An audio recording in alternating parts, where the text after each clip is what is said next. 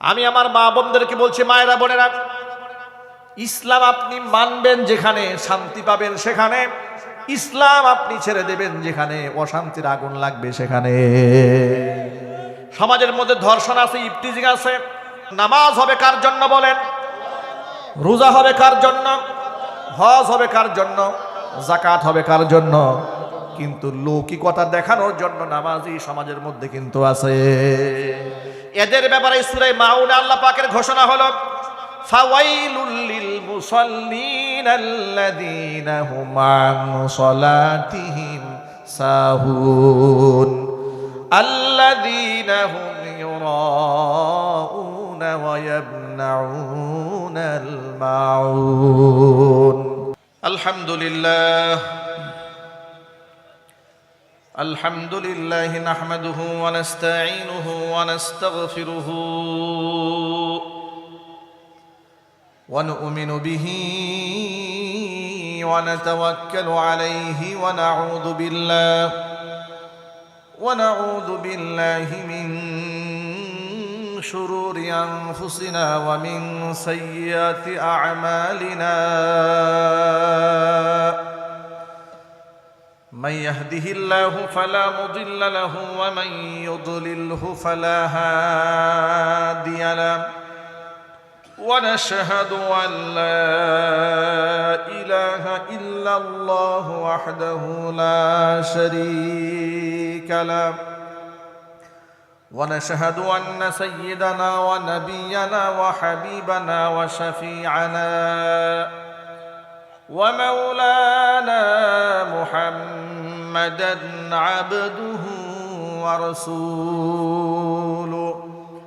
الذي أرسله بالحق بشيرا ونذيرا وداعيا إلى الله بإذنه وسراجا منيرا.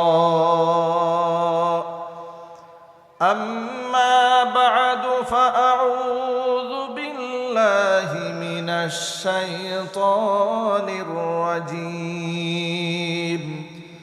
بسم الله الرحمن الرحيم.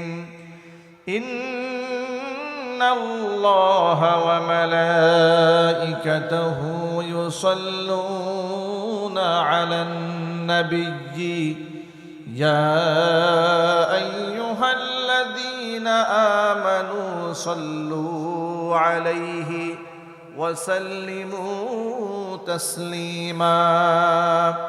اللهم صل على محمد وعلى آل محمد كما صليت على إبراهيم وعلى آل إبراهيم إنك حميد مجيد.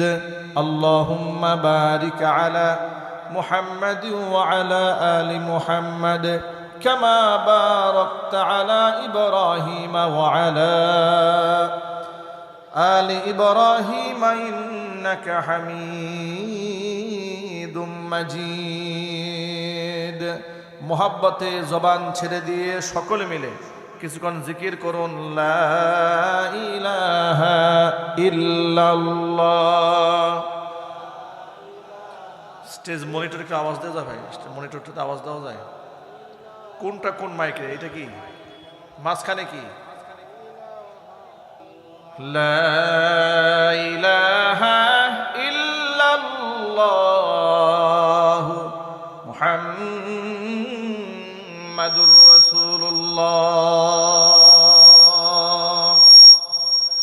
সাল্লাল্লাহু আলাইহি ওয়াসাল্লাম। অত্র এলাকা এবং পার্শ্ববর্তী এলাকার বিভিন্ন প্রান্ত থেকে ছুটে আসা দিন দরদি, ইমানদার, পরহেজগার, মুত্তাকি মুসলিম ভাইয়েরা, পর্দার অন্তরালে অবস্থানরত আমাদের সকলের শ্রদ্ধাভাজন পর্দানিশীন মা এবং বোনেরা, মহান আল্লাহ রব্বুল আলামিনের দরবারে আলী শানে লাখো কোটি শুকরিয়া আদায় করছি যে মহান আল্লাহ তাআলা মুসলিম উম্মার এই অধপতনের সময়ে, মুসলিম উম্মার এই বিভক্তির সময়ে হাজারো প্রতিকূলতাকে উপেক্ষা করে, শত সহস্র বাধাকে পেরিয়ে নবী করিম সাল্লাল্লাহু আলাইহি সাল্লামের ভাষায় আমাদেরকে বেহেশতের বাগানের মধ্যে উলামা ইকরামের মাজলিসে, কোরআন হাদিসের মাহফিলে যথা সময়ে উপস্থিত হয়ে কোরআন সুন্নাহ থেকে আলোচনা করার, আলোচনা শোনার সুবর্ণ সুযোগ তৈরি করে দিয়েছেন। এজন্য আপনারা খুশি না বেজার? কম না বেশি? হৃদয়ের সবটুকুন ভালোবাসা উজাড় করে শ্রদ্ধা জড়িত কণ্ঠে মহান মনিবের শেখানো ভাষায় শুকরিয়া আদায় করছি। জবান ছেড়ে দিয়ে সকলে একযোগে বলছি আলহামদুলিল্লাহ। আল্লাহ তাআলা যে আমাদেরকে কোরআনের ময়দানে এনেছেন, আপনারা কি খুশি না বেজার? কম না বেশি? বেশি খুশি কারা কারা? দুহাত দেখি তো। যারা বেশি খুশি হয়েছেন কোরআনের ময়দানে এসে, কোরআনের সাথে থাকতে চান, রাজি আছেন তো ইনশাআল্লাহ? কতক্ষণ থাকবেন কোরআনের সাথে? মৃত্যু পর্যন্ত ইনশাআল্লাহ বলেন। কি মাহফিল শেষ পর্যন্ত? না, কোরআনের সাথে আছি আমি আমার মৃত্যু পর্যন্ত। যদি বলেন ইনশাআল্লাহ। আল্লাহ পাক যেন কবুল করে নেন। হাত নামান। আল্লাহ পাক আমার মা বোনদেরকে আবেদা, জাহেদা, সালেহা, কানেতা হিসেবে কবুল করেন। বন্ধুগণ, আমরা শেষ জামানায় আছি। শেষ জামানায় ইচ্ছা করলেই অনেক আমল করা যায় না। ইচ্ছা করলেই আমি আমার চোখের হিফাজত করে পরিপূর্ণ একেবারে খাজা মঈনুদ্দিন চিশতি হয়ে যাব, বড় মুশকিল এই জামানায়, ঠিক কিনা? কেন? দেখুন, যারা অনলাইন সোশ্যাল মিডিয়ার সাথে জড়িত আছেন, খুব কম সংখ্যক মানুষ, খুব কম সংখ্যক আলেম আছেন যারা অনলাইন চালান না। আছেন নিবৃতচারী, আল্লাহ পাকের ওলি, আল্লাহর অনেক মাহবুব পিয়ারা বান্দা আছেন, নিজেদেরকে জাহের করেন না, প্রকাশ করতে চান না। আর আল্লাহর ওলিরা মানুষের সামনে ক্যাম্পেইন করা পছন্দও করেন না, ঠিক কিনা? এরকম নিবৃতচারী ওলামারাও আছেন, আল্লাহর ওলিরাও আছেন, কিন্তু সংখ্যায় খুব কম। বেশিরভাগ মানুষের হাতে এখন সোশ্যাল মিডিয়া আছে, অনলাইন আছে, ফেসবুক আছে। থাকার কারণে আমি যদি নাও চাই যে আমার এখানে যারা খালেজ দিলে ওয়াজ শোনেন, এখানে অনেক শ্রোতা আছেন যারা ইউটিউবে আমাদের বয়ান শোনেন, তারা চান না নাচ গান দেখতে, এই জন্য তো আমাদের ওয়াজটা শোনেন, ঠিক না? তারা তো গান শুনতে চান না, কোরআন তেলাওয়াত শুনতে চান, ওয়াজ নসিহত শুনতে চান, আল্লাহর ওলিদের নসিহত শুনতে চান। তা আল্লাহর ওলিদের নসিহত কি ইউটিউবে খালেজ নিয়তে শুনতে চাইলেই কি খালেজভাবে শোনা যায়? বিজ্ঞাপন চলে আসে, ছাড়লেই সবার একে ল্যাংটা মহিলা একটা ডান্স দিয়ে বসে যায়। ফেসবুকে ওয়াজ শুনতেছি, মাঝে মাঝে আমার নিজের ওয়াজ শুনি, মাঝখান দিয়ে মহিলা একটা ঢুকে গেছে। কি আসে না নাই জোরে বলে? মানে কি ভয়াবহ অবস্থা! না চাইলে আমার চোখের সামনে চলে আসছে। ফিতনা এমন পর্যায়ে বর্পা হয়েছে। নবী করিম সাল্লাল্লাহু আলাইহি ওয়াসাল্লাম শেষ জামানা সম্পর্কে বলেছেন, ও সাহাবীরা শোনো, আমি মুহাম্মদ সাল্লাল্লাহু আলাইহি ওয়াসাল্লাম তোমাদের মাঝে জীবিত আছি।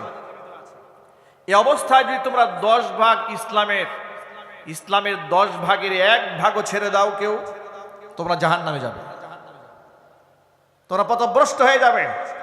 কিন্তু একটা সময় আসবে পৃথিবীতে, সমাজে ফিতনা এতভাবে বর্পা হয়ে যাবে, 10 ভাগ ইসলামের 1 ভাগও যদি তারা ধরে রাখতে পারে, আমি নবী সাক্ষী দিচ্ছি তারা আল্লাহর জান্নাতে যাবে।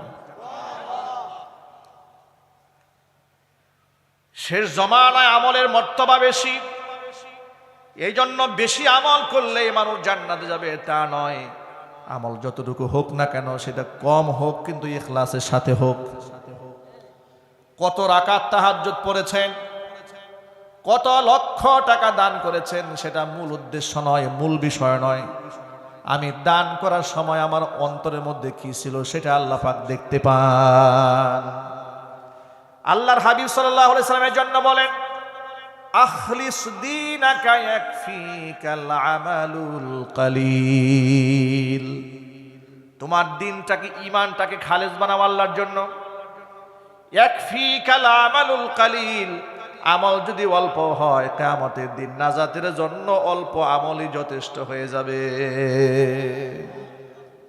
কিন্তু খুলুসিয়াত থাকতে হবে।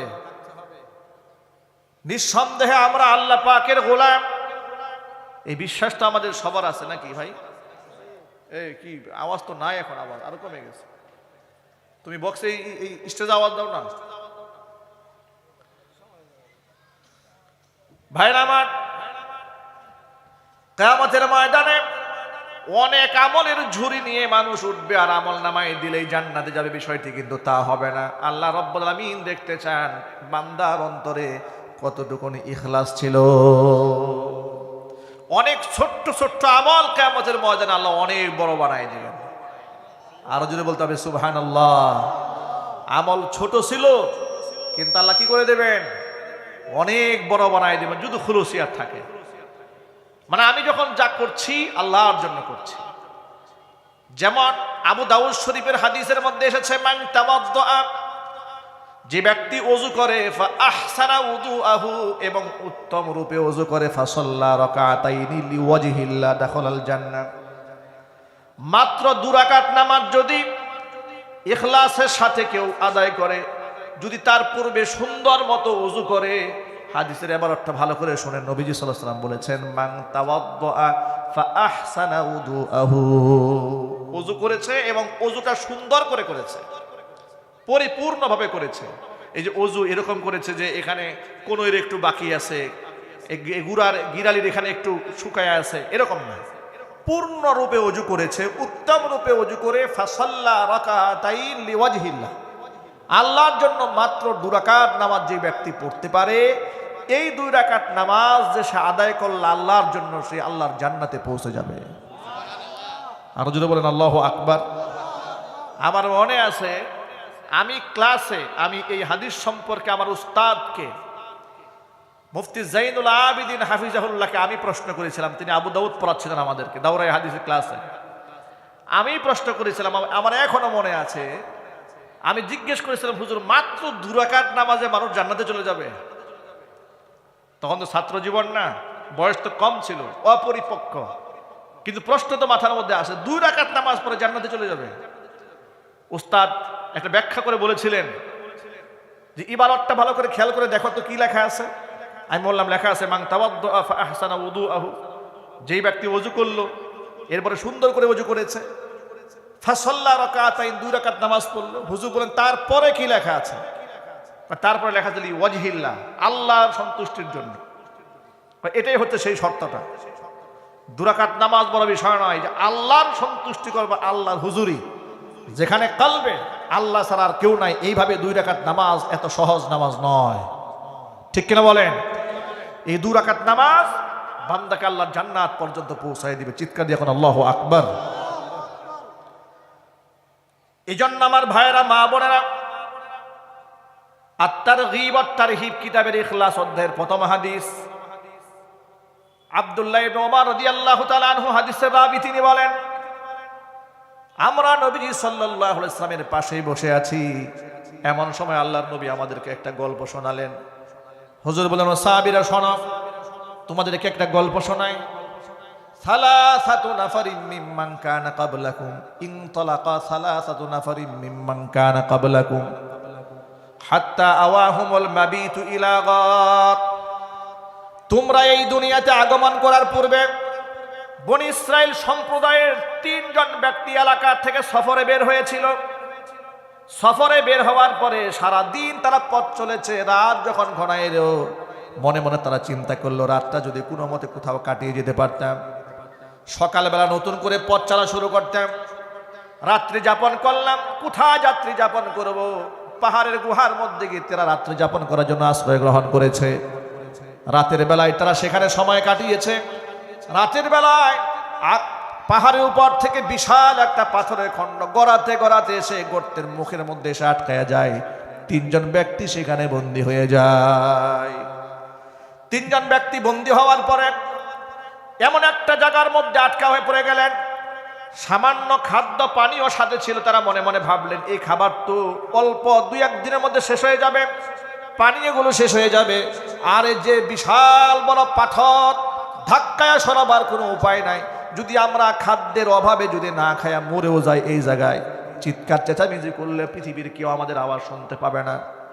কিন্তু 3 জন ব্যক্তি ইমানদার ছিলেন, মনের মধ্যে বিশ্বাস ছিল, আমরা এই দুনিয়ার মধ্যে যত বড় মুসিবতের সম্মুখীন হই না কেন, পৃথিবীর কেউ যদি নাও দেখেন, একজন দেখতে পান, তিনি কে?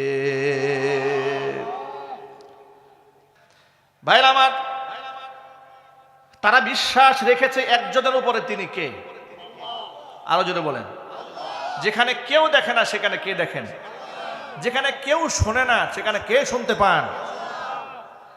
গর্তের পিঁপড়ার ডাক আল্লাহ শোনেন, সুবহানাল্লাহ পড়বেন না? শৈবালের সাথে মিশে থাকা প্রবাল, ওই যে সাগরের নিচে আছে পাথর, পাথরের উপর শ্যাওলা পড়ে, শ্যাওলা। এই শ্যাওলার মধ্যে ছোট্ট ছোট্ট প্রাণী আছে, এগুলো খালি চোখে দেখাও যায় না, মাইক্রোস্কোপ যন্ত্র দিয়ে তাকাতে হয়। আল্লাহু আকবার। সে প্রাণীর রিজিক কে মেটান? পৃথিবীর কোনো গভর্নমেন্ট, পৃথিবীর কোনো সরকার, কোনো খাদ্য মন্ত্রণালয় ওখান থেকে খাদ্য বরাদ্দ করে? কোনো অর্থ মন্ত্রণালয় তাদের জন্য অর্থ বরাদ্দ করে? তাই বলে কি না খায় মরে? কে খাওয়ান? কে পড়ান? আল্লাহ খাওয়ান, আল্লাহ পড়ান, আল্লাহ লালনকারী, আল্লাহ পালনকারী।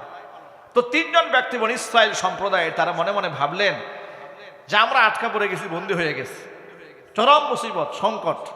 কারণ এমন পাথর, এটা ক্রেন ছাড়া সরানো সম্ভব হবে না। আর আমরা যদি এখন পচে গলে হাড্ডি সার হয়ে যায়, কেউ জানতেও পারবে না।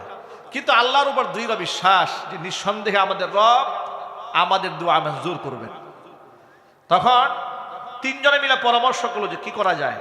তিনজনের পরামর্শের সিদ্ধান্ত হলো, আজকে আমরা প্রত্যেকেই আপন আপন জায়গা থেকে নিজের জীবনের সবচাইতে ভালো আমল যেটা নিজের কাছে মনে হয়, সেই আমলের বিনিময়ে আল্লাহর কাছে আজকে মাপ চাবো।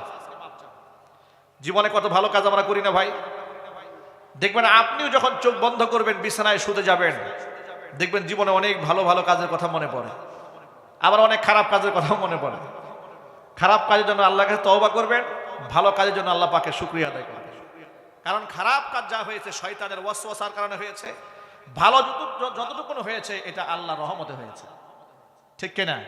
এখানে আমাদের কোনো ক্রেডিট নাই, এখানে আমাদের কোনো কর্তৃত্ব নাই যে আমরা এটা করে ফেলেছি, না, এটা আমরা কিছু করি না, আল্লাহ আমাদেরকে তৌফিক দিয়েছেন। আলহামদুলিল্লাহ বলেন। তিনজন ব্যক্তির সিদ্ধান্ত হয়ে গেল, জীবনের সবচেয়ে ভালো আমল যেটা মনে হয় যে একমাত্র আল্লাহর খুশির জন্য করেছি, সে আমলের বিনিময়ে আল্লাহর কাছে আজকে আমরা সাহায্য প্রার্থনা করব। প্রথম ব্যক্তি আল্লাহর কাছে হাত তুলে বললেন, রব্বুল আলামিন, আমার ঘরে বৃদ্ধা মা আছে আর বৃদ্ধ বাবা আছে, আমি আমার মা বাবাকে এতটা রেসপেক্ট করি, সম্মান করি যে সব সময় তাদেরকে মুখে আগে খাবার তুলে দিই, এরপরে সন্তানদের খাবার দিই। যদি আমার বাপ মাকে না খাওয়াই তো আমার সন্তানদের খাবার দেই না। এভাবে চলতেছিল আমার দৈনন্দিন রুটিন। বাড়ি ফিরতে একদিন আমার দেরি হয়ে গেল। বাড়িতে এসে দেখি আমার বৃদ্ধা মা বৃদ্ধ বাবা ঘুমিয়ে পড়েছে। আমি যখন বাড়িতে ঢুকলাম দেখি আমার বাচ্চারা ক্ষুধার যন্ত্রণায় ছটফট করছে। বাচ্চারা আসলো আমার কাছে, আমার পায়ের কাছে এসে কান্নাকাটি করে বলছেন, আব্বা জান, সব সময় তো দাদা দাদিকে আগে খাবার দেন, আজকে আমাদের আগে মুখে খাবার দিয়ে দেন, আমরা প্রচন্ড ক্ষুধার্ত। কিন্তু রব্বুল আলামিন, আমি এমনই নাছর বান্দা, আমার বাবা মা ক্ষুধার্ত অবস্থায় ঘুমিয়ে পড়েছে, বাবা মাকে না খাওয়ায় সন্তানদের খাওয়াবো তা হবে না। দুধের পেয়ালা নিয়ে সারা রাত বাবা মার পেছনে দাঁড়িয়ে থাকলাম। সকালবেলা বাবা মার ঘুম ভেঙেছে, বাবা মার মুখে আগে খাবার তুলে দিয়েছি, এরপরে সন্তানদের মুখে খাবার দিলাম।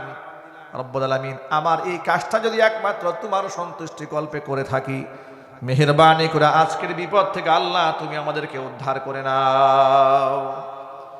আল্লাহ নবী বলেন, ব্যক্তি দোয়া করতে দেরি হলো কিন্তু দোয়া কবুল হতে দেরি হলো না। সাথে সাথে আল্লাহ পাক দোয়াকে মঞ্জুর করে বিশাল আকৃতির পাথরটাকে গর্তের মহামুখ থেকে কিঞ্চিত পরিমাণ দূরে সরিয়ে নিলেন। দ্বিতীয় ব্যক্তি আল্লাহর কাছে হাত তুলেছে, রব্বুল আলামিন, আমার বাড়িতে অনেক কামলারা কাজ করেছে, দিন মজুর। আপনাদের গ্রাম্য ভাষায় কি বলেন এটাকে? হ্যাঁ, কামলাই তো বলেন নাকি? কামলা, দিন মজুর, আমেল, ওয়ার্কার, যাই হোক যেটা আপনারা বুঝেন। তো সারাদিন এরা কাজ করেছে, পারিশ্রমিক দিয়ে সবাইকে বিদায় করে দিয়েছে। আর ইসলামের দর্শন হচ্ছে আতুল আজিরা আজরাহু ক্বাবলা আন ইয়াজুফা আরাকুহ, যে অবশ্যই একজন শ্রমিকের গায়ের ঘাম শুকিয়ে যাওয়ার আগেই তার পারিশ্রমিক তাকে বুঝিয়ে দাও। সুবহানাল্লাহ বলতে পারেন না আপনারা? এই জন্য সমাজে ইসলামটা দরকার। সমাজে কি দরকার ভাই? ইসলামটা সমাজের দরকার, অপরিহার্য। সমাজে ইসলাম কায়েম হওয়ার আগ পর্যন্ত এই সমাজে মানুষের অধিকার প্রতিষ্ঠিত হবে না। ঠিক না ব্যাঠিক জুড়ে বলেন? এই মানুষের অধিকার প্রতিষ্ঠিত হবে না ততক্ষণ, ইসলাম প্রতিষ্ঠিত হবে না যতক্ষণ। এই জন্য ইসলামটাকে প্রতিষ্ঠিত করার জন্য ঐক্যবদ্ধ আন্দোলন গড়ে তুলতে হবে। বলেন ইনশাআল্লাহ। কারণ পশ্চিমা আদর্শ, ব্রিটেনের আদর্শ, ইংরেজদের বানানো আইন কানুন অনুশাসন দিয়ে এদেশে ইনসাফ আশা করা যায় না। বলদের পেটে যেমন বাচ্চা আশা করা যায় না, ব্রিটিশদের আইনে তেমন শান্তি আশা করা যায় না। শান্তি দেওয়ার মালিককে? একটু জোর আওয়াজে ইমাম দীপ্ত কণ্ঠে বলুন, শান্তি দেওয়ার মালিককে? লোকটি বলছে রব্বুল আলামিন অনেকগুলা মানুষ আমার বাড়িতে কাজ করেছে, সকলকে পারিশ্রমিক দিয়ে বিদায় করে দিয়েছি। একজন ব্যক্তি পারিশ্রমিক ছাড়াই চলে গেল, পারিশ্রমিক না নিয়ে চলে গেছে। এখন গরিব মানুষের হক, শ্রমিকের হক, এটা তো আমি দিতে পারলাম না। সুবহানাল্লাহ পড়েন। মানে মনের অবস্থাটা দেখেন যে শ্রমিকের হক, একটা গরিবের হক, কাজ করেছে চলে গেছে, টাকাটা দিতে পারে নাই। আমি খুব পেরেশান হলাম, অনেক খোঁজাখুঁজি করলাম, তারা পেলাম না, সে এলোও না আমার কাছে। পরে আমি তার রেখে যাওয়া সেই আমানতের টাকাটা দিয়ে ওই ব্যক্তির নামে একটা ছাগল কিনেছি, সেই ছাগলের বাচ্চা হয়েছে। সেটা বিক্রি করে গাভী কিনেছি, গাভীর বাচ্চা হয়েছে। এরকম ছাগল থেকে ভেড়া, ভেড়া থেকে দুম্বা, দুম্বা থেকে গরু, গরু থেকে মহিষ, মহিষ থেকে উট, এরকম করে বিরাট একটা সম্পদের পাহাড় গড়ে ফেললাম ওই লোকের টাকা দিয়ে। দীর্ঘদিন পর লোকটা এসেছে আমার বাড়িতে, এসে বলছেন, ভাই আপনার কাছে আমার কিছু পাওনা ছিল। লোকটি বলে রব্বুল আলামিন, তখন আমি তাকে বললাম, মরুভূমির দিকে তাকায় দেখো, ভেড়া, বকরি, দুম্বা, উট, গরু যা দেখা যায় সব তোমার নিয়ে যাও। লোকটা বিস্ময় কণ্ঠে আমাকে বলছে, আতাস্তাহজিউ বি, আপনি কি আমার সাথে ফাজলামি করেন, দুষ্টুমি করেন, মজাক করেন নাকি? বলে, না, মোটেও মজাক করি না। তোমার রেখে যাওয়া টাকাগুলা দিয়ে এই সম্পদগুলা তিল তিল করে আমি তোমার জন্য গড়েছি, মালিক আমি নই, তুমি মালিক, নিয়ে যাও। সব কিছু নিয়ে লোকটা চলে গেছে, কিছুই রেখে যায়নি, আমি কিছু দাবিও করিনি। রব্বুল আলামিন এই কাজটি যদি একমাত্র তোমার সন্তুষ্টি কল্পে করে থাকি, মেহেরবানি করে আজকের বিপদ থেকে আমাদেরকে উদ্ধার করে নাও। নবী করিম সাল্লাল্লাহু আলাইহি সাল্লাম বলেছেন, ব্যক্তি দোয়া করতে দেরি হয়েছে, কবুল হতে দেরি হলো না। বিশাল আকৃতির পাথরখানা আল্লাহ পাক আপন মেহেরবানিতে কিঞ্চিত পরিমাণ দূরে সরিয়ে দিলেন। এখন যতটুকু সরেছে বের হওয়া সম্ভব নয়, কিন্তু ইতোমধ্যে আলো বাতাস ঢুকতে শুরু করেছে। আলো বাতাস যখন ঢুকতে শুরু করেছে, তাদের মধ্যে আশার সঞ্চার হয়েছে, আল্লাহ আমাদেরকে এখানে মারবেন না। আল্লাহু আকবার বলেন। যে এতক্ষণ তো একেবারে অন্ধকারে ডুবেছিলাম, এখন আলো ঢুকছে, বাতাস ঢুকছে, এর মানে আল্লাহ আমাদেরকে মারবেন না, আল্লাহ আমাদেরকে বঞ্চিত করবেন না। এবার বাকি আছে একজন, আল্লাহর কাছে হাত তুলেছে। রব্বুল আলামিন, আমার একজন সুন্দরী চাচাতো বোন ছিল, আমি তার প্রতি প্রেমাসক্ত ছিলাম, বহুবার তারে আমি কুপ্রস্তাব দিয়েছি, কিন্তু সে রাজি হয় নাই। ইতিমধ্যে এলাকার মধ্যে দুর্ভিক্ষ দেখা দিল, কাহতুন, এমন মুসিবত এলো এলাকায় যে মানুষের পেটে খাবার নাই, মাঠে ফসল নাই, পকেটে টাকা নাই, দুর্ভিক্ষ দুর্ভিক্ষ, প্রচন্ড মানুষ ক্ষুধা তৃষ্ণার মধ্যে মরে যাওয়ার অবস্থা। এমন সময় আমার সেই বোনটা আসছে আমার বাড়িতে সাহায্য চাওয়ার জন্য, কারণ ফ্যামিলির সদস্যরা না খেয়ে আছে। কিন্তু তখন আমি সম্পদশালী মানুষ, আমি ধনী মানুষ, আমার কাছে সাহায্যের জন্য যখনই হাত বাড়িয়েছে, আমি এটাকে সুবর্ণ সুযোগ মনে করে বললাম, প্রস্তাবে রাজি হয়ে গেলে তোমাকে আমি সাহায্য করব, তোমাকে আমি টাকা পয়সা দেব, প্রস্তাবে রাজি না হলে কোনো সাহায্য আমি করব না। আমার বোনটা নিরুপায় হয়ে পরিবারের সদস্যদের মুখে হাসি ফোটাবার জন্য, শুধুমাত্র বেনামাজিরাই জাহান্নামে যাবে তা নয়, অসংখ্য নামাজিরাও জাহান্নামে যাবে। তারা ওই নামাজি, যেই নামাজি তারা নামাজ থেকে গাফিল ছিল, উদাসীন ছিল, এমনকি তারা নামাজ ইবাদত যা করেছে আমি আল্লাহর জন্য করে নাই, মানুষকে দেখাবার জন্য করেছে। হাদিস শরীফে আল্লাহর নবী সাল্লাল্লাহু আলাইহি সাল্লাম বলেছেন, মান তাসাদ্দাকা ইউরাইন নাস, মানুষকে দেখাবার জন্য যেই ব্যক্তি দান করে, ফাকাদ আশরাকা, সেই ব্যক্তি আল্লাহর সাথে শিরিক করে। ওয়া মান সাল্লা ইউরাইন নাস ফাকাদ আশরাকা, যেই ব্যক্তি মানুষকে দেখানোর জন্য নামাজ পড়ে, সেই ব্যক্তি আল্লাহর জন্য আল্লাহর সাথে শিরিক করে। যদি বলে নাউজুবিল্লাহ। আমার সেজদা হোক, দান হোক, সাদকা হোক, আমার হজ, আমার যাকাত কম হোক, বছরে বছরে উমরা যাওয়া দরকার নাই, মাসে মাসে উমরায় গিয়ে নিজেকে হাজি বানাবার দরকার নাই। হজ জীবনে একবার করেন, উমরা জীবনে একবার করার সুযোগ পেয়েছেন, একবারই করেন, কিন্তু যতটুকুন করেন আল্লাহর জন্য করেন, যাতে করে বুক ফুলিয়ে আনন্দ চিত্তে রবের সামনে বলা যায় যে আল্লাহ এই আমলটা আমি তোমার জন্য করেছি। সাহস নিয়ে বলতে পারেন আল্লাহকে। আচ্ছা, আল্লাহর সাথে সাহস নিয়ে এই কথা বলা কি সহজ কাজ নাকি? আল্লাহ তো মনের খবর জানে, ঠিক না ভাই? আমি যে সাহস নিয়ে একটা কথা বলবো, ধরেন আমি পাবলিকলি ধোঁকা দেওয়ার জন্য মানুষকে ধোঁকা দিয়ে বোকা বানাতে পারলাম যে আমি খুব ইখলাস নিয়ে কাজটা করেছি। আমি ইখলাস নিয়ে করলাম না না করলাম এই খবর পৃথিবীর কোনো মানুষের কাছে নাই। আমি চাপাবাজি করতে পারবো, কিন্তু আমার মনের হালাত যিনি জানেন তিনি কে? তো তাকে তো আর বলা যাবে না আজ আমি কাজটা করেছি, তোমার জন্য করেছি। যেমন কাল হাসরের ময়দানে যখন আল্লাহ পাক মানুষকে জিজ্ঞেস করবেন, বান্দারে নামাজ পড়েছিলি কিনা? বেনামাজি সব দাঁড়ায় বলবে রব্বুল আলামিন নামাজ তো পড়েছিলাম, নামাজ বাদ দেই নাই। আল্লাহ পাক তখন বলবেন, নামাজ যদি পড়ে থাকো তাহলে আজকে আমাকে সেজদা দিয়ে দেখাও। সেজদা দিতে বলা হবে। বেনামাজিরা মনে মনে ভাববে নামাজ না পড়লে কি হবে, সেজদা যে কেমনে দেয় তো জানি, রাস্তা তো জানা আছে, নামাজ না পড়লে কি হবে? সে আল্লাহকে ফাঁকি দেওয়ার চেষ্টা করবে। আল্লাহকে ফাঁকি দেওয়া যায়? আল্লাহকে ধোঁকা দেওয়া যায়? এই কমরটা তখন তার আর নত হবে না। কারণ এই যে শরীরের মধ্যে এতগুলা অঙ্গ প্রত্যঙ্গ, এই জয়েন্টগুলো নড়াচড়া করে কার হুকুমে করে? আরো যদি বলেন, গোটা দেহের মধ্যে জয়েন্ট আছে 360খানা জয়েন্ট আছে। এই যে এতগুলা জয়েন্ট নড়াচড়া করে, সুবহানাল্লাহ। এই যে হাতের প্রত্যেকটা কবজি নড়াচড়া করছে, গিরা অঙ্গ প্রত্যঙ্গ শিরা উপশিরা ভাঁজ হচ্ছে, সুবহানাল্লাহ বলবেন না ভাই? কি নিয়ামত আল্লাহ পাকের! এই কোমরটা বাঁকা হচ্ছে, ঠিক না? আমরা পৃথিবীতে একমাত্র মানুষ আল্লাহকে সমস্ত অঙ্গ দিয়ে সেজদা করে। আল্লাহু আকবার বলেন। সবাই কিন্তু আল্লাহ তাসবিহ জপে। এই যে গাছগুলো দেখেন না, গাছ এগুলো রবের তাসবিহ জপে। এই পাহাড়গুলো দেখেন না, এই পাহাড়গুলো আল্লাহ পাকের তাসবিহ জপে। আল্লাহু আকবার বলেন।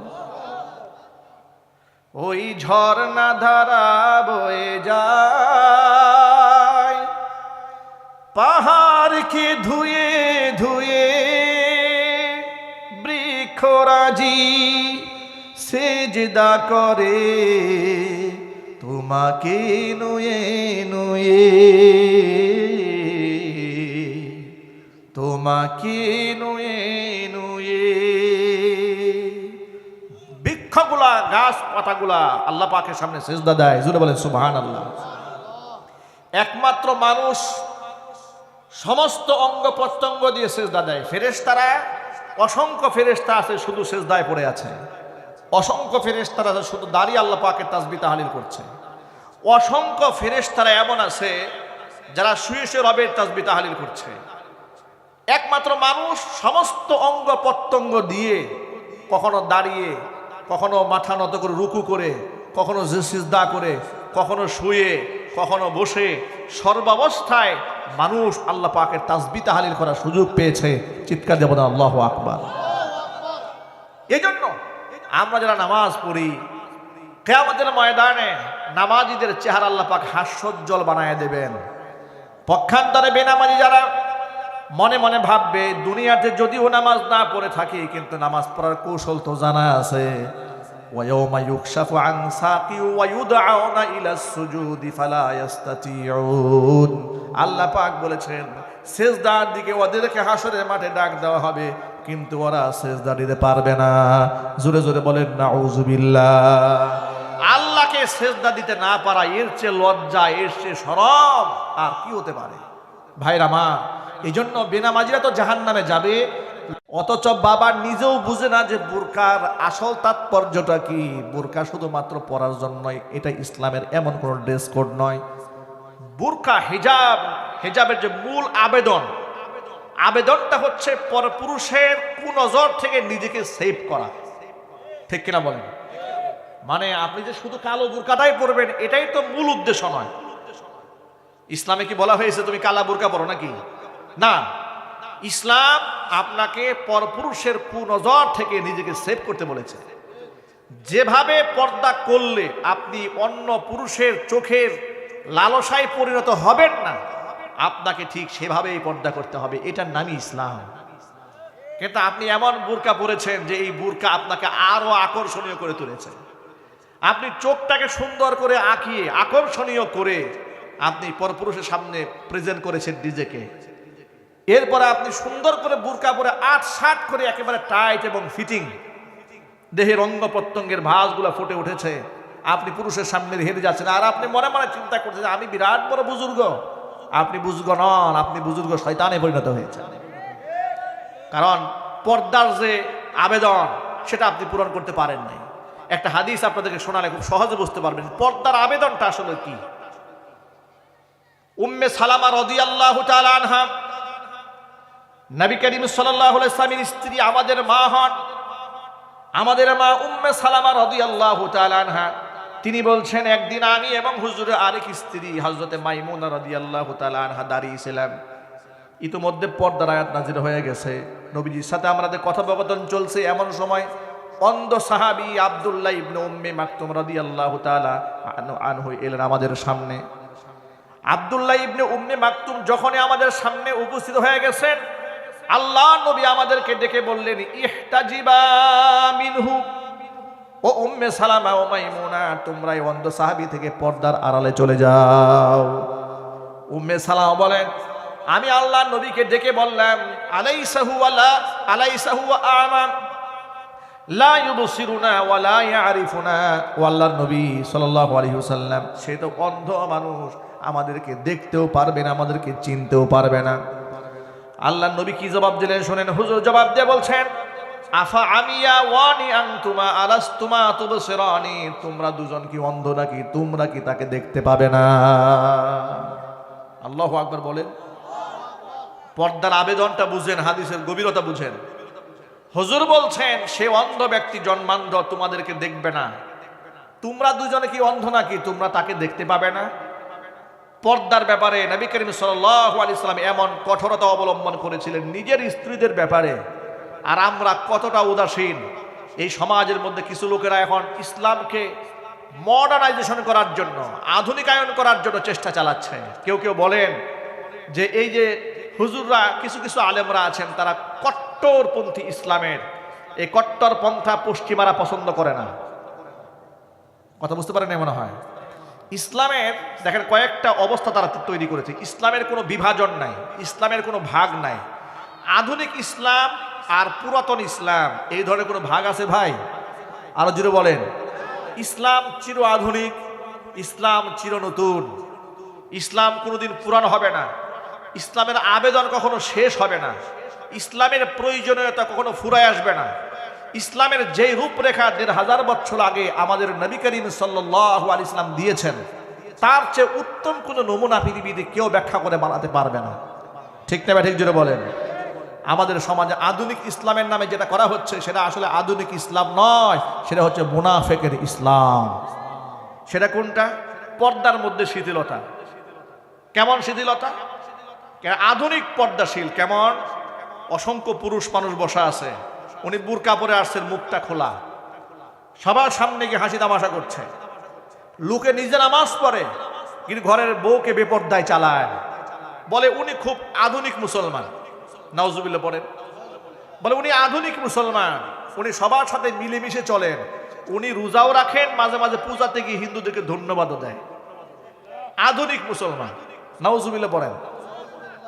এটার নাম কি আধুনিকতা? জুড়ে বলেন। একই ব্যক্তি ওয়াজের মাহফিলের প্রধান অতিথি হচ্ছে, গানের মঞ্চে গিয়ে প্রধান অতিথি হচ্ছে। একই ব্যক্তি মসজিদের সভাপতি হয়েছে, উনি আবার মন্দির উদ্বোধন করতে গিয়ে প্রধান অতিথি হচ্ছে। এই ভণ্ডামিগুলা দেশে আসে না নাই? আবার এগুলা বলে মানবতার খেদমত নাকি এগুলা? আবার এগুলাকে যারা বারণ করে, নিষেধ করে, এদেরকে বলা হয় কট্টরপন্থী মৌলবাদী। ফর এক্সাম্পল বলি, আপনারা বলেন তো, আফগানিস্তানের তালিবানদেরকে আমেরিকা পছন্দ করে? একটু জোরে বলতে হবে। কেন পছন্দ করে না? কারণ তারা ইসলামটাকে খুব কঠোরভাবে ব্যক্তি জীবনে, পারিবারিক জীবনে, সামাজিক অঙ্গনে কঠোরভাবে পালন করেন। ঠিক নেবে ঠিক। ছেলে মেয়েদের ফ্রি মিক্সিং তারা এলাও করে না, রাষ্ট্রে মদের লাইসেন্স এলাও করে না, আফিমের চাষ হতো আফগানের মাটিতে এলাও করে না।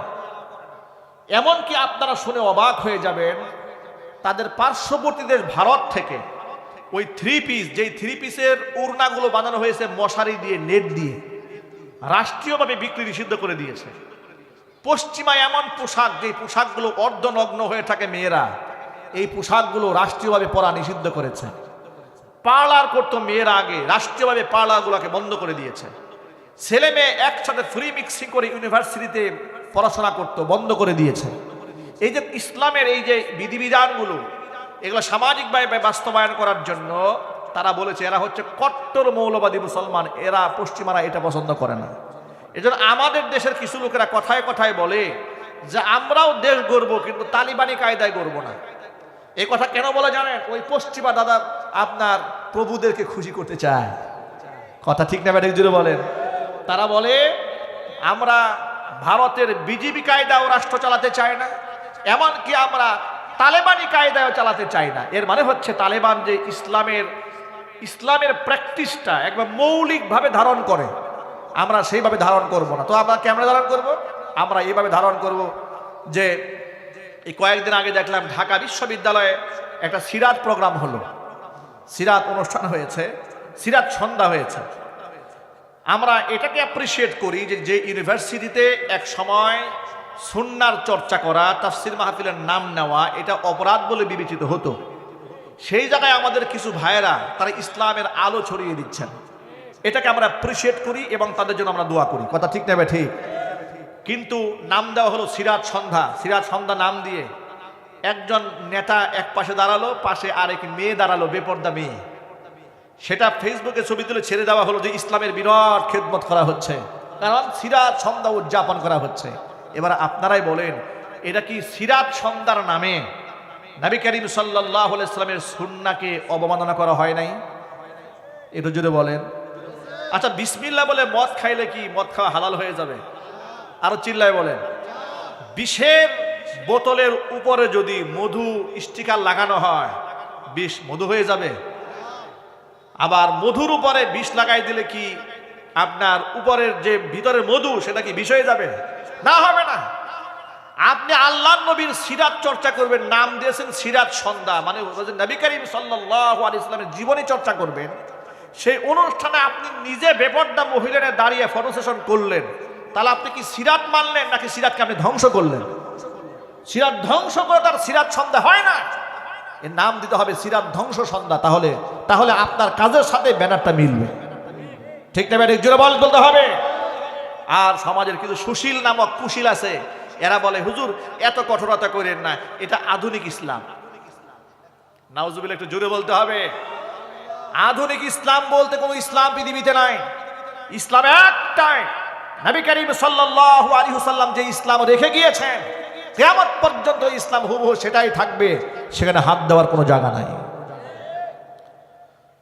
আমার মায়েরা বোনেরা, দিন যত যাবে ইসলামের পর্দার যে কঠোর বিধান, নারী পুরুষের যে বাইন্ডিং আল্লাহ পাক তৈরি করে দিয়েছেন, তার বিজ্ঞানসম্মত বাস্তবতা মানুষের সামনে হারে হারে মানুষটা টের পেতে পারবে।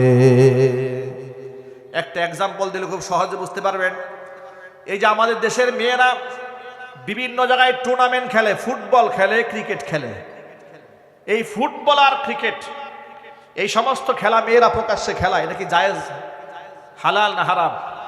সবাই বলেন। এই যে আপনার পাবলিকলি মাসলা জেনে গেছেন, কারণ আলেমরা আল্লাহ রহমতে এত খেদমত আপনাদের সামনে পেশ করেছেন, আপনারা এখন নিজেরাও বুঝেন কোনটা ভালো, কোনটা মন্দ, কোনটা জায়েজ, কোনটা না জায়েজ। কিন্তু এই কাজগুলো আমরা করি বিধায় আমাদেরকে বলা হয় মৌলবাদী। তার প্রমাণ শোনায় আপনাদেরকে। বেশ 3-4 বছর আগে বাংলাদেশে কিছু মেয়েরা সম্ভবত নেপালে গিয়ে একটা কাপ নিয়ে এসেছিল, ফুটবল টুর্নামেন্ট খেলে। 3টা রাষ্ট্রের সাথে বিজয়ী হওয়ার পরে তাদেরকে খোলা বাসের রাষ্ট্রীয় সংবর্ধনা দেওয়া হয়েছিল। ইতিহাস কি আপনাদের মনে আছে? এটা নিয়ে বাংলাদেশের বুদ্ধিজীবী মহলের এক নাস্তিক চরম পর্যায়ে ইসলাম বিদ্বেষী, মানে সবসময় তাদের অ্যাক্টিভিটিসটাই থাকে ইসলামের উত্থানের বিরুদ্ধে, আলেমদের বিরুদ্ধে। এমনকি তার টকশোতে অসংখ্য বক্তব্য আপনারা শুনেছেন। খুব ভাইরাল ব্যক্তি, নাম তার নিজুম মজুমদার। এই নিজুম মজুমদার ওই মেয়েদের ছবি ফেসবুকে শেয়ার করে বলেছিল যে আমাদের মেয়েদের এই বিজয়ই শুধু বিজয় নয়, এটা মৌলবাদের গালের মধ্যে চপেটাঘাত। মৌলবাদের গালের মধ্যে চপেটাঘাত, যে মৌলবাদীরা মেয়েদেরকে ঘরে থাকতে বলে, ফুটবল খেলতে না করে। এই বিজয় প্রমাণ করেছে মৌলবাদের গালের মধ্যে তারা চপেটাঘাত দিয়েছে। ঘিন্নার সাথে বলে নাউজুবিল্লাহ। আমি তৎকালীন সময়ে আমি আমার বয়ানে প্রতিবাদ করে বলেছিলাম যে নিজুম মজুমদার অন্যের মেয়ের হাফ প্যান্ট পরা ফুটবল খেলা দেখে এত আনন্দিত হয়েছে, তার নিজের বউকে দেবে হাফ প্যান্ট পরে খেলতে? দেবে না। নিজের মেয়েকে দেবে না, কিন্তু অন্যের মেয়ের হাফ প্যান্ট পরা দেখতে ঠিকই ভালো লাগে তার কাছে। নারী বিদ্বেষী আলেমরা নয়, বরং নারী বিদ্বেষী এই সমস্ত নাস্তিক এবং বেঈমানেরা। ঠিক না? ঠিক জুড়ে বলেন। এই যে সাম্প্রতিক সময়ের ঘটনা, কয়েকদিন আগে আপনারা দেখেছেন একটা সংবাদ গোটা বাংলাদেশ তুলপার করে দিয়েছে। এক ক্রিকেট তারকা মহিলা, তিনি তার ঊর্ধ্বতন কর্মকর্তাদের বিরুদ্ধে যৌন হয়রানির অভিযোগ দিয়েছেন। অনেক বাজে বাজে শব্দ বলেছেন, এগুলো মুখে উচ্চারণ করাও সম্ভব নয়। তাহলে এই যে আমরা যে বারংবার বলি যে আপনারা নিজেদেরকে ধ্বংস করে ইসলাম থেকে বের হবেন না, ফ্রি মিক্সিং করবেন না, নারী পুরুষ একসাথে অবাধ মেলামেশা করবেন না, আমাদের কথা আপনাদের ভালো লাগে না, পছন্দ হয় না, কিন্তু আমাদের এই কর্মকাণ্ড থেকে যদি আপনারা আমাদের বক্তব্যের মাধ্যমে যদি আপনারা সতর্ক হতেন, তাহলে নিজের চরিত্র নিয়ে এত চিন্তায় থাকতে হতো না। ঠিক না? ঠিক জোরে বলেন। আমি আমার মা বোনদেরকে বলছি, মায়েরা বোনেরা, ইসলাম আপনি মানবেন যেখানে শান্তি পাবেন সেখানে, ইসলাম আপনি ছেড়ে দেবেন যেখানে অশান্তির আগুন লাগবে সেখানে। সমাজের মধ্যে ধর্ষণ আছে, ইফতিজিং আছে, বন্ধ করার উপায় আল্লাহ তাআলা ১৫০০ বছর আগে কোরআন সূরা আহজাবে আয়াত নাযিল করে দিয়েছেন। এই ফর্মুলা অনুসরণ করলে মেয়েরা সমাজে ধর্ষিতা হবে না। আজকে এই যে শীতের মৌসুম শুরু হয়ে গেল, দেখবেন গ্রামগঞ্জ থেকে শুরু করে শহর নগর বন্দরে বিভিন্ন স্কুল কলেজ ইউনিভার্সিটি থেকে শিক্ষা সফরে বের হবে, গাড়ি নিয়ে বাস নিয়ে শিক্ষা সফরে বের হবে পিকনিকের উদ্দেশ্যে। শিক্ষা সফরে উঠতি বয়সের ছেলেরাও যায়, মেয়েরাও যায়। বাস ভর্তি ছেলে মেয়েরা যাচ্ছে কোথায়? মানিকগঞ্জ থেকে রওনা হয়েছে বান্দরবানের উদ্দেশ্যে, খাগড়াছড়ির উদ্দেশ্যে, কক্সবাজারের উদ্দেশ্যে রওনা হয়েছে। এতগুলা যুবতী মেয়ে, ১০ জন ২০ জন যুবতী মেয়ে, ১০ জন ২০ জন ৩০ জন পুরুষের সাথে যাচ্ছে, তাল মিলিয়ে যাচ্ছে। বড় সাউন্ড বক্সে ডিজে গান বাজতেছে, সেই ডিজে গানের তালে তালে ছাত্র নাচে, ছাত্রী নাচে, সাথে যে শিক্ষক একটা গেছে, শিক্ষক সহ নাচে। ঠিক না? ঠিক যদি বলেন। পিতৃ সমতুল্য উস্তাদ যখন কন্যা সমতুল্য নিজের ছাত্রীর সাথে ডিজে গানে নাচে, তার শিক্ষকতার মর্যাদা থাকে ভাই? আরো জোরে বলুন।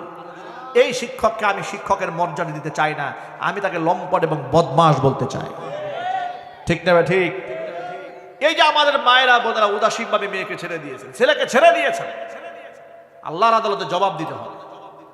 আল্লাহর আদালতে জবাব দিতে হবে। আল্লাহর হাবিব সাল্লাল্লাহু আলাইহি সাল্লাম বলেছেন, আলা কুল্লুকুম রাঈন ওয়া কুল্লুকুম মাসউলুন আন রাইয়াতিহি।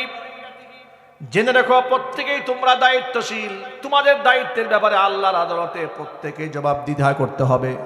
একজন আলেমকে তার মুসল্লিদের সম্পর্কে জবাবদিহিতা করতে হবে, রাষ্ট্রপ্রধানকে রাষ্ট্রের জনগণের ব্যাপারে জবাবদিহিতা করতে হবে, এলাকার নেতৃবৃন্দকে তার এলাকার জনগণের ব্যাপারে আল্লাহর আদালতে জবাবদিহিতা করতে হবে। একটা বাবাকে অবশ্যই তার সন্তানদের ব্যাপারে আল্লাহর আদালতে জবাবদিহিতা করতে হবে।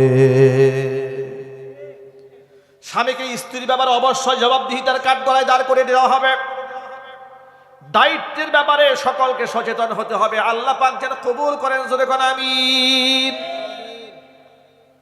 আমার ছেলে আমার মেয়ে বিপদগামী যেন না হয়ে যায়, আমার স্ত্রী যেন বিপদগামী না হয়ে যায়। কোরআনে ফর্মুলাটা চালু করে দিবেন। দেখেন আল্লাহ পাক কি শিখিয়েছেন। আল্লাহ রাব্বুল আলামিন সূরা আহজাবে বলে দিলেন, ইয়া আইয়ুহান নাবিয়্যু কুল লিআজওয়াজিকা ওয়া বানাতিকা ওয়া নিসাইল মুমিনিনা ইউদনিনা আলাইহিন্না মিন জালাবিবিহিন যালিকা আদনা আন ইউরাফনা ফালা ইউযাইন ওয়া কানা আল্লাহু গফুরার রহিমা। ও নবীজি, আপনি আপনার স্ত্রীদেরকে বলে দিন, আপনি আপনার কন্যাদেরকে বলেন, মুমিন পুরুষদের স্ত্রীদেরকে আপনি এই কথা বলে দিন, প্রয়োজনে তারা ঘরের বাহিরে যাবে, কিন্তু ইউদনিনা আলাইহিন্না মিন জালাবিবিহিন্না, একটা জিলবাব যেন তাদের উপরে তারা ঢেলে দেয়। জিলবাবটা কি? জিলবাব এক বচন, জালাবিবুন বহু বচন। জিলবাবের ব্যাপারে ইবনে মাসউদ রাদিয়াল্লাহু তাআলা আনহু তাফসীর কিতাবের মধ্যে এসেছে, তার থেকে বর্ণিত হাদিস, তিনি বলেন জিলবাব হচ্ছে এমন একটা কাপড়, এমন একটা চাদর যেটা একটা নারী তার মাথার উপর দিলে গোটা দেহটা আবৃত হয়ে যায়। সাহাবায়ে কেরামের মধ্যে দুই ধরনের মত পার্থক্য আছে। কেউ কেউ বলেছেন শুধু দুটা চোখ খোলা থাকবে আর পুরো অঙ্গ প্রত্যঙ্গ ঢেকে যাবে। কোন সাহাবী বলেছেন যে না, শুধুমাত্র একটা চোখ খোলা থাকবে আর পুরো দেহটাই আবৃত থাকবে। আল্লাহু আকবার। সাহাবায়ে কেরাম পর্দার ব্যাপারে এত কঠোরতা করেছিলেন। আমাদের আকাবির যারা ছিলেন, আকাবির ও আসলাফ, আইম্মায়ে মুজতাহিদিন, সালফে সালিহিন যারা ছিলেন, তারাও পর্দার ব্যাপারে এমন কঠোরতা করেছেন। আমরা এটাকে হালকা বানাতে বানাতে কোন পর্যায়ে পৌঁছে দিয়েছি? আমাদের সমাজের মধ্যে জিনা, ব্যভিচার, ধর্ষণ অহরহ হচ্ছে। ঠিক না ব্যাঠিক জুড়ে বলেন? আর এই যে ফেসবুক আর অনলাইন সোশ্যাল মিডিয়া অবস্থা এত ভয়াবহ আকার ধারণ করেছে, স্বামী স্ত্রীর আভ্যন্তরীণ মোহাব্বত এবং ভালোবাসার খুনসুটি যেটা ইবাদত ছিল, সেই ইবাদতটাকে আজকে ব্যভিচারের আমলে পরিণত করা হয়েছে। ঠিক না ব্যাঠিক বলেন? নাম দিয়েছে কাপল ব্লগ। নাম দিয়েছে কি? কাপল ব্লগ। স্বামী স্ত্রীর আভ্যন্তরীণ খুনসুটি যেটা একান্ত আমানত। এমনকি নবী করিম সাল্লাল্লাহু আলাইহি সাল্লাম বলেছেন, স্ত্রীর গোপন কথা স্বামী কোনোদিন কাউকে বলবে না, আবার স্বামী তার স্ত্রীর গোপন কথা কাউকে বলবে না। হুন্না লিবাসুল লাকুম ওয়া আনতুম লিবাসুল লাহুন্না। এই আয়াতের তাফসীর কি? এই আয়াতের ব্যাখ্যা কি? আল্লাহ পাক বলেছেন, স্বামীরা স্ত্রীদের পোশাক পরিচ্ছদ স্বরূপ, স্ত্রীরা স্বামীর পোশাক পরিচ্ছদ স্বরূপ। স্বামী স্ত্রীকে পোশাকের সাথে তুলনা কেন করা হয়েছে? মুফাসসিররা লিখেছেন যে এই তুলনা করার মূল উদ্দেশ্য হচ্ছে, পোশাক যেমন দেহের আভ্যন্তরীণ ত্রুটি বিচ্ছিন্নগুলা ঢেকে রাখে, মানুষের কাছে ব্যক্তিকে সম্মানিত করে তোলে, স্ত্রীর দায়িত্ব হচ্ছে স্বামীর দোষগুলো গোপন রাখা, স্বামীর দায়িত্ব হচ্ছে স্ত্রীর দোষগুলো গোপন রাখা। এটা হচ্ছে স্বামী স্ত্রীর একটা বিষয়। আরেকটা বিষয় হচ্ছে, স্ত্রীর কাছে স্বামীর ভালোবাসাটা আমানত, স্বামীর কাছে স্ত্রীর মহাব্বতটা ভালোবাসাটা আমানত। কাল হাসরের ময়দানে আমানতের সবচাইতে বড় খিয়ানতকারী ব্যক্তি হিসেবে আল্লাহর দরবারে ওই ব্যক্তি হাজির হবে যেই ব্যক্তি স্ত্রীর গোপন সময়ের মুহূর্তগুলো, আনন্দের মুহূর্তগুলো পরপুরুষের কাছে গল্প করে বেড়াতো। ওই নারী আল্লাহর আদালতে চরম পর্যায়ের আসামি হবে যে নারী তার স্বামীর মোহাব্বতের বিষয়গুলো বান্ধবীদের কাছে খুলে খুলে বর্ণনা করত। নাউজুবিল্লাহ পড়েন। যেখানে লানত করা হয়েছে ওই সমস্ত ব্যক্তিদেরকে, আজকে ফেসবুক কি করছে? স্বামী স্ত্রীর ভালোবাসাগুলো ভিডিও করে করে পাবলিকলি প্রচার করে। আর সাংবাদিক নামক কিছু কুলাঙ্গার আছে, ইউটিউবার নামক কিছু মালউন অভিশপ্ত ব্যক্তি আছে, এরা সমাজের জাহান্নামের কীট, নর্দমা, এই সমস্ত অশ্লীলতাগুলো তারা ছড়ায় দেয়। কথা বলতে হবে, ঠিক নেবে ঠিক? এই অশ্লীলতা যারা করে, এদের পিছনে 20টা 30টা করে ইউটিউবার ঘুরে 2টা পয়সা কামানোর জন্য মানুষ এত নিচে নামতে পারে? মানুষ এত নিচে নামতে পারে? এই গাজীপুরের এক কুলাঙ্গার, কি আলম না কি এক নাম, ফেসবুকে ঢুকা যায় না এর বউয়ের নোংরামি দেখতে দেখতে। সোশ্যাল মিডিয়াতে আমরা ব্যবহার করি বিনোদন করার জন্য নয়। সোশ্যাল মিডিয়াতে আমরা সামাজিকতা তুলে ধরি, আমরা আমাদের বক্তব্য তুলে ধরি, আমাদের লিখনি তুলে ধরি, সমাজের অসারতা বর্ণনা করি। আর সেই জায়গার মধ্যে এসে এরা এই সমস্ত অপকর্ম জাতির সামনে কবে বিয়ে করেছে, কবে ছাড়বে, বউ কি বলেছে, স্বামী কি বলেছে, এমন নোংরা ব্যবহার করা, এগুলো সব ফেসবুকে প্রচার করে দিচ্ছে। অসংখ্য পুরুষরা জাহান্নামের দ্বার প্রান্তে পৌঁছে যাচ্ছে, অসংখ্য মানুষের চরিত্র শেষ হয়ে যাচ্ছে। কথা ঠিক না ঠিক জুড়ে বলেন? এদেরকে আইনের আওতায় নেওয়া উচিত। এরা এই সমাজের যে ভারসাম্য ছিল, একটি মুসলিম সমাজের যে একটা ট্রেডিশন ছিল, এর যে একটা কালচারাল সিস্টেমটা ছিল, এটাকে তারা ধ্বংস করে দিচ্ছে। ঠিক কিনা? আর এদের ব্যাপারে কোনো আলেমও কথা বলে না, কেউ কথা বলে না। মনে মনে মনে চিন্তা করে এরা খারাপ মানুষ, এদের ব্যাপারে কথা বলবো কেন? আর খারাপ মানুষের কথা যদি সমাজে না বলা হয়, এদের লাগাম টেনে ধরা তো লোক থাকবে না। কথা ঠিক না বেড়ে জুড়ে বলেন? এদের লাগাম কে টেনে ধরবে? প্রিয় যুবক ভাইদেরকে জন্য বলি, মা বোনদেরকে বলি, মায়েরা বোনেরা সাবধান হয়ে যান। আল্লাহ পাক যেন স্বামী স্ত্রীর মোহাব্বতের এই বন্ধনটাকে জান্নাতের বন্ধন হিসেবে কবুল করেন, জোরে বলেন আমিন। এই সমস্ত অপকর্ম যারাই করে এদের সংসার টিকে না। দেখবেন দুদিন পর পর বউ চেঞ্জ হয়, দুদিন পরে পরে স্বামী চেঞ্জ হয়, 2 দিন পর পর বয়ফ্রেন্ড চেঞ্জ করে, গার্লফ্রেন্ড চেঞ্জ করে। কি এক কালচার রূপ নিয়েছে। বয়ফ্রেন্ড কোন মুসলমানদের কালচার? গার্লফ্রেন্ড এটা মুসলমানদের কালচার। ওরা যেটাকে গার্লফ্রেন্ড বয়ফ্রেন্ড বলে, আমরা সেটাকে ব্যভিচার বলি। কথা ঠিক না ঠিক জোরে বলেন? এগুলো ব্যভিচার, এগুলো জেনা, এগুলো মানুষের মধ্যে নরমালাইজেশন করার জন্য, একেবারে স্বাভাবিক বানাই দেওয়ার জন্য এরা অবদান রাখতেছে, বিরাট অবদান। আর এরা নাকি বাংলাদেশের সেলিব্রিটি, এদেরকে ডেকে ডেকে দোকানদাররা দোকান উদ্বোধন করে। নাউযুবিল্লাহি মিন যালিক। আল্লাহ পাক যেন এই ধরনের পাপাচার থেকে আমার ভাইদেরকে, মা বোনদেরকে সকলকে হেফাজত করেন। ভাইরা, আল্লাহর কাছে আমাদের জবাবদিহিতার জায়গা আছে না? জবাবদিহিতার জায়গা থেকে কথাগুলো আপনাদের সামনে উপস্থাপন করেছি। নবী করিম সাল্লাল্লাহু আলাইহি ওয়াসাল্লাম একটা হাদিসের মধ্যে বলেছেন, 3 ব্যক্তির উপরে আল্লাহ পাকের লানত, 3 ব্যক্তির জন্য আল্লাহর জান্নাত হারাম। সালাসাতুন কদ হারামাল্লাহু আলাইহিমুল জান্নাহ, 3 শ্রেণীর মানুষের জন্য আল্লাহ পাক তার জান্নাতকে হারাম করে দিয়েছেন। 1 নাম্বার মুদমিনুল খামরি, যারা মদ্যপান করে তাদের জন্য আল্লাহর জান্নাত হারাম। 2 নাম্বার হচ্ছে ওয়াল আকুল, পিতা মাতার অবাধ্য সন্তান যারা, তাদের জন্য আল্লাহর জান্নাত হারাম।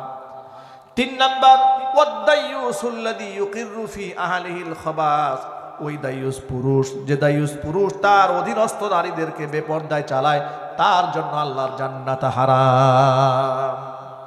যুবকেরা, মাদকের সাথে আমাদের কোনো সম্পর্ক থাকতে পারে না, ঠিক কিনা বলেন? মাদকের সাথে আমাদের সম্পর্ক থাকবে? নবী করিম সাল্লাল্লাহু আলাইহি ওয়াসাল্লাম বলেছেন, মান শারিবাল খামার, যে মদ্যপান করবে, লাম তাসিল সলাতুহু 7 সিনিন, 7 বছরে তার কোনো সিজদা আল্লাহর দরবারে কবুল হবে না। 7 বছরে নামাজ কবুল হবে না। ওয়াল আকু, পিতা মাতার অবাধ্য সন্তান যারা, তাদের জন্য আল্লাহর জান্নাত হারাম। 3 নাম্বার ওয়াদাইয়ুস, ওই দায়ুস পুরুষ, আল্লাযী ইউকিররু ফি আহলিহিল খাবাস, পরিবারের মধ্যে অশ্লীলতা থাকে, এরপরেও সে এগুলো দেখেও না দেখার ভান করে থাকে, ওই দায়ুস পুরুষের জন্য আল্লাহর জান্নাত হারাম। আল্লাহ আমাদের হেফাজত করুন। আমরা কি আমাদের মা বোনদেরকে বেপরদায় চালাবো? জোরে বলুন, চালাবো? আল্লাহ পাক যেন হেফাজত করেন। অনেক যুবকেরা আছেন, নিজের বোনের ছবি, নিজের স্ত্রীর ছবি ফেসবুকে দিয়ে দেয়। ফেসবুকে দিয়া বলে, প্রিয় বন্ধুগণ, নতুন বিবাহ করছে তো ফেসবুকে ছবি দিয়েছে। প্রাণের দুস্তরা, আপনাদের নতুন ভাবে খাস দিলে একটু দোয়া করবেন। এই লোকটা চিন্তাও করলো না যে আপনার বন্ধু বান্ধবের কাছে আপনি দোয়া চাইলে নিজের বউর ছবি দিয়া, এরা কি দোয়া করবে না বদদোয়া করবে? এদের যে চোখের নজর, এই সুনজর না কুনজর? আরো যদি বলেন কুনজর। আপনি দোয়া চাইলেন, কার কাছে দোয়া চেয়েছেন? আপনি দোয়া চাবেন দিনদার ইমামদার দেখে দোয়া চাবেন, হুজুর আমাদের নব দম্পতির জন্য আপনারা দোয়া করুন, আল্লাহ পাক যেন বারাকা দান করেন, ঠিক কিনা বলেন? দোয়া সবার কাছে চাবেন না। নামাজ নাই, রোজা নাই, আল্লাহ পরকালের চিন্তা নাই, নাস্তিক বেঈমান, ওর কাছে আপনি কি দোয়া চান? ও দোয়া করবে আপনার জন্য, ও তো নিজের জন্য দোয়া করে না। ও দোয়া তো বুঝেই না কেমনে দোয়া করবে, ঠিক কিনা যদি বলেন? আল্লাহ যেন হেদায়েত দান করে, যদি বলেন আমিন। যুবক ভাইরা, নিজের জীবনের শক্তি সামর্থ্যকে কাজে লাগাতে হবে আল্লাহর পথে, দিন কায়েমের পথে। নিজেকে একজন দিনের কর্মী বানান, নিজেকে একজন নামাজি ব্যক্তি বানান, সমাজে ইসলাম প্রচারে একজন ধারক এবং বাহক বানান। কিয়ামতের ময়দানে যে রবের সামনে দাঁড়িয়ে বলতে পারেন, আল্লাহ আমার যৌবনকালটা তোমার বন্দিগিতে কাটিয়েছি, আল্লাহ আমি আমার যৌবন নষ্ট করিনি। 5টা প্রশ্নের সম্মুখীন তো আমাদেরকে হাসরের ময়দানে হতেই হবে। আল্লাহ নবী সাল্লাল্লাহু আলাইহি ওয়াসাল্লাম বলেছেন, 5টা প্রশ্নের জবাব না দিয়ে আদম সন্তান পাশ হতে পারবে না। 1 নাম্বার প্রশ্ন হচ্ছে আনো উমরিহি ফিমা আফনা, জীবনটা কোন কাজে ব্যয় করেছে জবাব দাও। 2 নাম্বার প্রশ্ন ওয়ান শাবাবিহি ফিমা আবলা, যৌবনকাল কোন কাজে ব্যয় করেছো জবাব দাও। 3 নাম্বার ওয়ান মালিহি মিন আইনা ইকতাসাবা, সম্পদ সম্পর্কে জিজ্ঞেস করবে কোন জায়গা থেকে উপার্জন করেছো। 4 নাম্বার প্রশ্ন ওয়াফিমা আনফাকা, উপার্জিত সম্পদ কোন পথে ব্যয় করেছ। 5 নাম্বার প্রশ্ন ওয়ামাযা আমিলা ফিমা আলিমা, বান্দা যতটুকু ইলম হাসিল করতে পেরেছিলে তদ অনুযায়ী কতটুকু তুমি আমল করেছিলে জবাব দাও। জীবন এটা আল্লাহর দেওয়া নিয়ামত, যৌবন আল্লাহর দেওয়া নিয়ামত। যৌবনের শক্তি ব্যয় করবো আল্লাহর পথে, বলেন ইনশাআল্লাহ। হালাল উপার্জন করবো, হারাম উপার্জন করবো না। সুদ ঘুষ জমি দখল করা, টেন্ডারবাজি করা, চাঁদাবাজি করা হালাল না হারাম? অন্যকে ঠকানো, ধোঁকা দেওয়া হালাল না হারাম? ব্যবসা হালাল না হারাম? ব্যবসা কি? আর সুদ হারাম। কিন্তু আমরা আমাদের হালাল ব্যবসাটাকে সুদের সাথে মিশ্রণ করে হারাম বানিয়ে ফেলেছি। আমরা আমাদের বৈধ ব্যবসাকে মানুষকে ধোঁকা দিয়ে, বোকা বানিয়ে হারাম বানিয়ে ফেলেছি। মানুষের সাথে প্রতারণা করা। নবী করিম সাল্লাল্লাহু আলাইহি সাল্লাম বলেছেন, মান গাশশা ফালাইসা মিন্নি, যে ধোঁকা দেয় সে আমি মুহাম্মদ সাল্লাল্লাহু আলাইহি ওয়াসাল্লামের দলের অন্তর্ভুক্ত নয়। কখন বলেছিলেন জানেন? হুজুর এক ব্যবসায়ীর দোকান পার হয়ে যাচ্ছেন, দেখে খাবার টাবার নিয়ে বসে আছে। নবীজি সাল্লাল্লাহু আলাইহি সাল্লাম খাবারের ভিতরে হাত ঢুকাই দিয়েছে। ধরেন ধান, গম বা ইত্যাদি কিছু একটা হবে, ভিতরে ঢুকায় দেওয়ার পরে হুজুরের হাতে একটু ভিজা ভিজা লেগেছে। হুজুর জিজ্ঞেস করলেন, কি ব্যাপার, নিচের খাবারগুলো ভেজা কেন?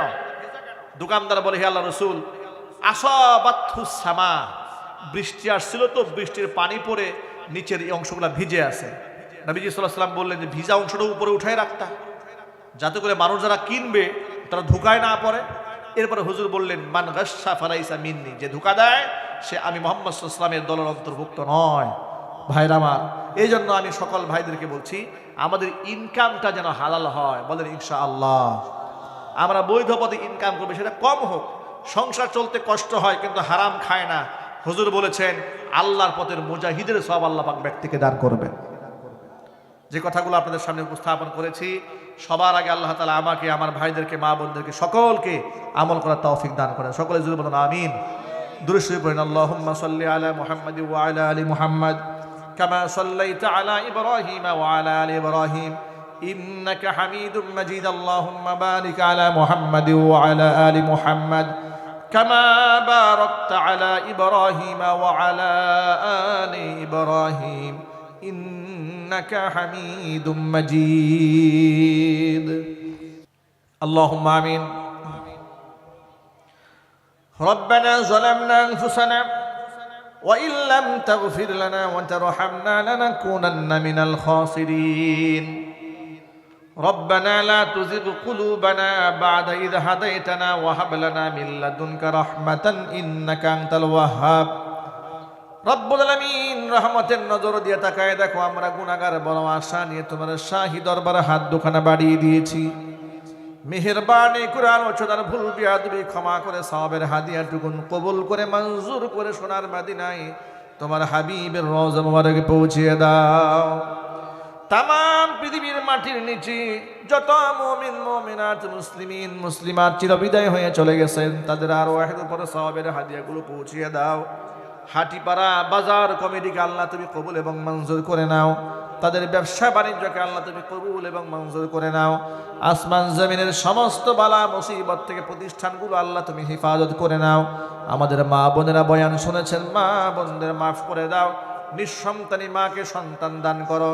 আমার মা বোনদের কি আবেদা, জাহেদা, সালেহা, কানিতা হিসেবে কবুল করে নাও। রব্বুল আমিন যুবকরা হাত তুলে ধরেছেন, ইসলামের সৈনিক হিসেবে কবুল করে নাও। বৃদ্ধ বাবারা হাত তুলে ধরেছেন, নেক হায়াত দারাজ করে দাও। কাল কিয়ামতের কঠিন ময়দানে দুআ আমাদের সকলের জন্য নাজাতের জারিয়া বানিয়ে দাও। রব্বির হামহুমা কামা রব্বায়ানি সগীরা, রব্বির হামহুমা কামা রব্বায়ানি সগীরা। তাকাব্বাল মিন্না ইন্নাকা আনতাস সামিউল আলিম ওয়া তুব আলাইনা ইন্নাকা আনতাত তাওয়াবুর রহিম। سبحان ربك رب العزة عما يصفون وسلام على المرسلين والحمد لله رب العالمين. وجعل آخر كلمتنا عند الموت لا إله إلا الله محمد رسول الله.